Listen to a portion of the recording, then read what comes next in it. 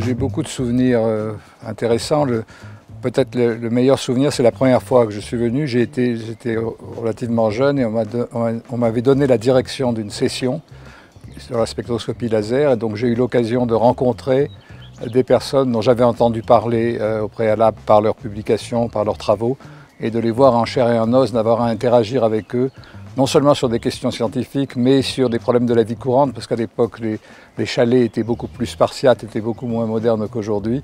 C'était intéressant d'interagir avec les gens dans ce cadre absolument extraordinaire.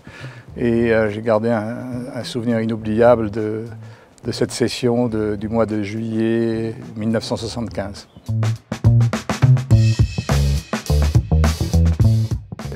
En 1975, justement, parmi les étudiants, il y avait un étudiant noir américain, ce qui était, je crois, une première à l'époque, qui était quelqu'un d'extraordinairement sympathique, qui avait de grandes compétences en sciences, mais qui était également un grand sportif.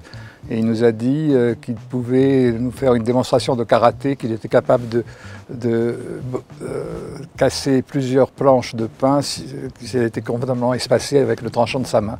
Et donc on est descendu, Sylvain Lieberman qui dirigeait l'école avec moi, moi-même et cette personne, Ron McNair, chez un menuisier aux Ouches, et on a choisi des planches de pain convenables et il s'est mis à les casser devant le menuisier qui avait un air absolument scandalisé à l'idée qu'on se serve des planches de pain de cette façon. Et donc on a ramené les planches ici, on a fait une démonstration dans tous les élèves, tous les professeurs et les étudiants. C'était une journée mémorable. J'ai signalé, enfin je parle de Ron McNair parce que par la suite, quand il est rentré aux États-Unis, comme il avait à la fois une formation d'ingénieur et de physicien et que c'était un grand sportif, il a été sélectionné par la NASA pour être un des astronautes. Et il a volé sur une navette spatiale et malheureusement, il a pris la deuxième navette spatiale qu'il a prise, c'était le Challenger qui a explosé juste après le décollage en 1986. Et donc on se souvient de lui comme d'une personnalité exceptionnelle. Ça avait été également quelqu'un qui, lorsqu'il était dans son enfance, dans son adolescence, avait résisté contre les lois de discrimination aux États-Unis en refusant de rendre les livres qu'une bibliothécaire voulait lui reprendre parce qu'il n'avait pas le droit d'emprunter. Et maintenant, de façon symbolique, cette bibliothèque qui se trouve dans le sud des États-Unis porte son nom.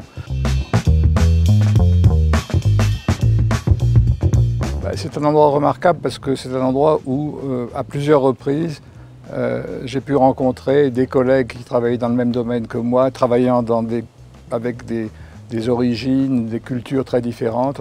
Des amitiés se sont créées qui ont survécu effectivement à l'école des Ouches et qui ont perduré au cours du temps.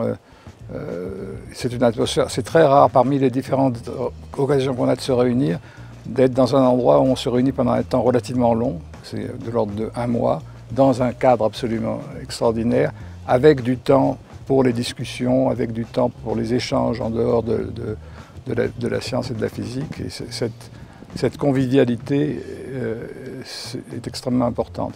On a subi une crise au cours des dernières années à cause du Covid, bien sûr, et on s'est rendu compte à quel point les échanges par Zoom ou par Internet étaient plus pauvres, moins enrichissants que les échanges directs qu'on peut avoir dans un endroit comme les Ouches. Ce n'est pas le seul endroit au monde où ça se fait, mais je crois que ça a été un des endroits pionniers, un des premiers endroits où ce genre de réunion a pu se tenir, et j'espère que ça va continuer parce que c'est vraiment la meilleure façon de communiquer également entre les générations, de permettre le passage de l'expérience et du savoir d'une génération à l'autre. L'excitation scientifique et la convivialité vont ensemble.